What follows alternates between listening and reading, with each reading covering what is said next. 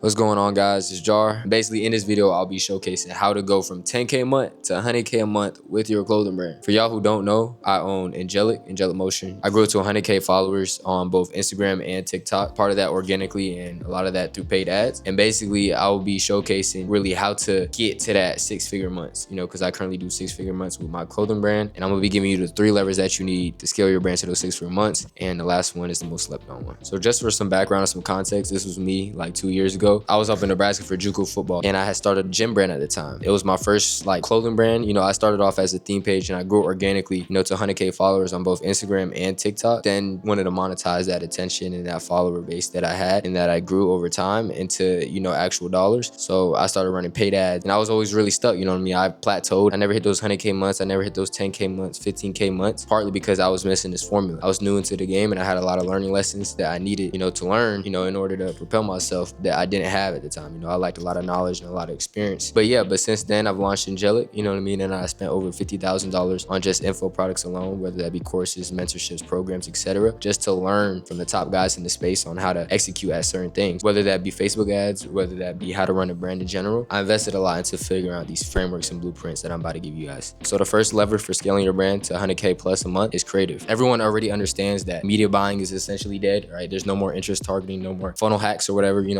It's more so creative, right? Your creative does the targeting. The creative is your touch points, right? When people see your creative on social media, you have to stop the scroll, 1, and for 2, you have to present your product in an enticing way that gets people to click. So that's a common misconception that people have. They think a creative's only job is to sell people, and they think the creative does all the heavy lifting, when in reality, all your creative is supposed to do is sell the click, right? So get people interested in your product and showcase it in an appealing way, and then you sell the click. So once people click on your ad and then go to the next step, that's the sole purpose of a creative, right? Is to get clicks for cheap. You want to monetize that attention. Everyone understands that we live in an attention economy and that you need to garner attention. So your ability to produce high engaging quality creatives that also sell your product in an enticing way is key. In terms of creatives that work for my clothing brand, it was simply, simple creatives showcasing the product in an appealing way, putting a hard fit together, whether that be photos, carousels, or even videos. Having creative diversity in your ad account is also important, because one group of people might not consume reels, but another group of people might consume reels. Another person might not consume statics or be on the feed and look at carousel posts and things of that nature, but the other person might, right? So having that creative diversity to target those different avatars is key to ultimately scaling your brand up and hitting those 100K months. Fashion is simple, right? It's see it, like it, buy it. So people see your product, they like it, and then they're gonna buy it. And that's really all it comes down to from a creative standpoint. And you gotta look at it from the customer's perspective. If you're scrolling on your Instagram, you're scrolling on your TikTok, are you gonna actually stop your scroll and click on this ad? You gotta look at it from that lens. And when you can look at it from that lens, then you can have an objective assessment on whether that ad creative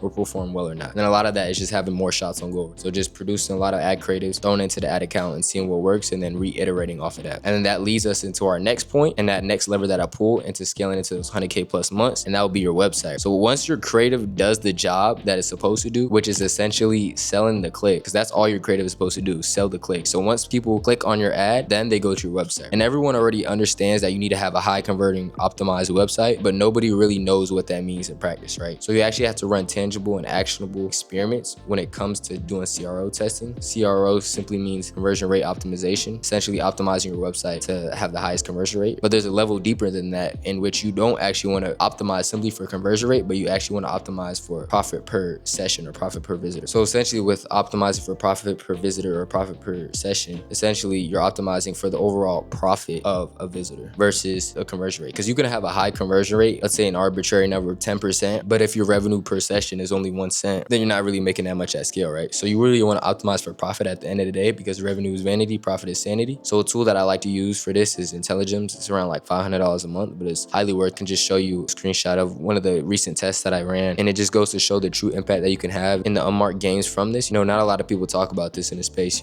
and I think it's important to highlight this fact. There's real gains to be made in terms of optimizing your website. And the good thing about optimizing your website is that it actually improves the performance of all of your ads, right? Because all of your ads are being driven to your website, right? So if you improve the website, then all of your ads do better. So here are some just best practices when it comes to having a high converting website. You want to have your shipping information. You want to have your size details, your size charts, right? Just think of the common objections that people have when purchasing clothing. Like if you were to purchase clothing yourself online, what are the things that you are looking for? In terms of size, like how does it fit? In terms of photos, right? In terms of XYZ, just really looking at it from a customer lens and really being customer centric, right? Because at the end of the day, you're optimizing around your customer. You want to make the experience as smooth as possible. Now, the third and final and arguably most important lever is going to be your offer. So essentially you can group your product into your offer, because offer is essentially, I'm giving you X amount of dollars. What am I getting in return? What is the value that I'm getting for getting this product? When it comes to offers, a common offer that people like to do is discount, but there's more depth than simply just,